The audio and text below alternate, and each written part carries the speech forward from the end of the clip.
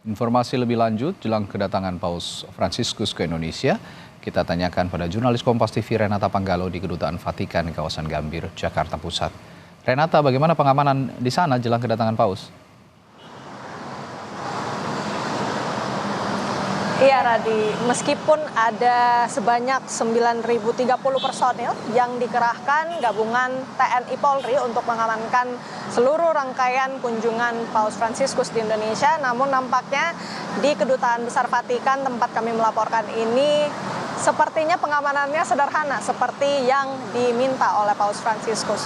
Mengutip pernyataan dari Uskup Agung Jakarta, Monsinyur Ignatius Kardinal Suharyo mengatakan bahwa Paus Fransiskus ini memang secara spesifik meminta keamanan atau pengamanan yang sederhana karena Paus Fransiskus meyakini bahwa dunia merupakan tempat yang aman, sehingga pengamanan yang dilakukan juga di sekitar Kedutaan Besar Vatikan, tempat di mana nantinya Paus Fransiskus akan bermalam selama kunjungannya di Indonesia ini nampak sederhana. Hanya ada hitungan jari saja polisi yang mengamankan sekitar di depan gedung Kedutaan Besar.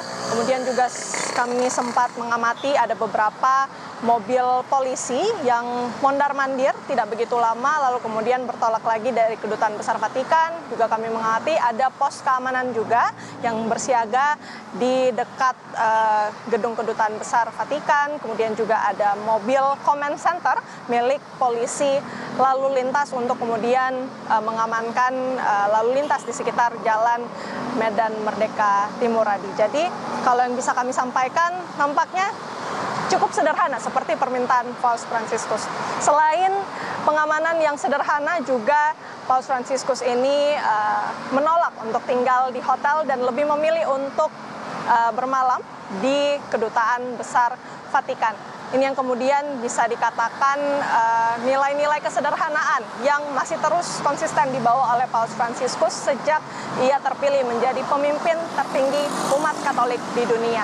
Tidak hanya pemilihan tempat tinggal saja di Indonesia di Kedutaan Besar Vatikan, namun juga hal yang sederhana yang dipilih Paus Fransiskus adalah ia menggunakan mobil sipil dalam seluruh rangkaiannya di Indonesia.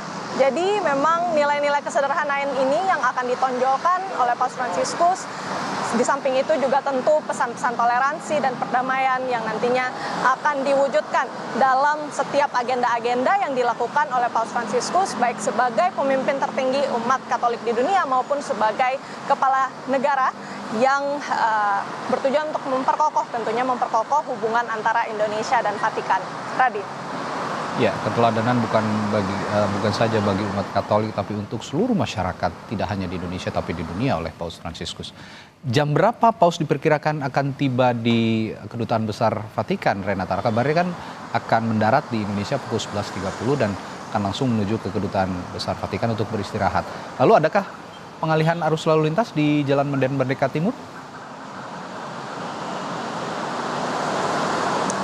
Iya Radi, jadi memang dijadwalkan 11.30 waktu Indonesia bagian Barat, Paus Fransiskus akan tiba di Bandara Internasional Soekarno-Hatta. Kemudian nantinya ia akan disambut oleh sejumlah perwakilan negara pemerintah Indonesia, ada Menteri Agama Republik Indonesia, kemudian juga Dewan Pertimbangan Presiden, dan Duta Besar Indonesia untuk Tata Suci Vatikan. Namun sambutan ini sepertinya tidak berlangsung begitu lama karena dikabarkan Paus Fransiskus akan langsung bertolak dari Bandara Soekarno-Hatta menuju Kedutaan Besar Vatikan untuk bermalam di sana selama 4 hari ke depan.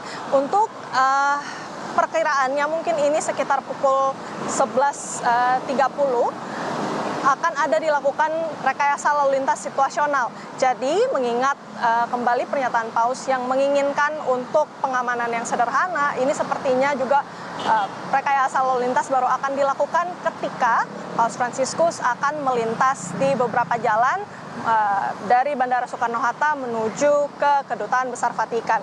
Untuk jalan-jalan yang akan diprediksi akan dilintasi oleh Paus Fransiskus dan juga rombongan, ini ada Jalan Tol Profesor Dr. Sediatmo, kemudian tol dalam kota dan juga untuk jalur-jalur Sudirman Tamrin hingga akhirnya tiba di area Jalan Medan Merdeka Timur. Jadi yang bisa kami sampaikan atau sarankan Radi dan juga saudara untuk para pengemudi atau pengguna jalan yang ingin melintas di Jalan Medan Merdeka Timur setidaknya harus lebih berwaspada begitu ya untuk adanya rekayasa lalu lintas atau pengalihan arus di sekitar area Sudirman Tamrin dan juga Jalan Medan Merdeka Timur sekitar pukul 11.30 pada saat Paus Fransiskus tiba di Bandara Internasional Soekarno-Hatta.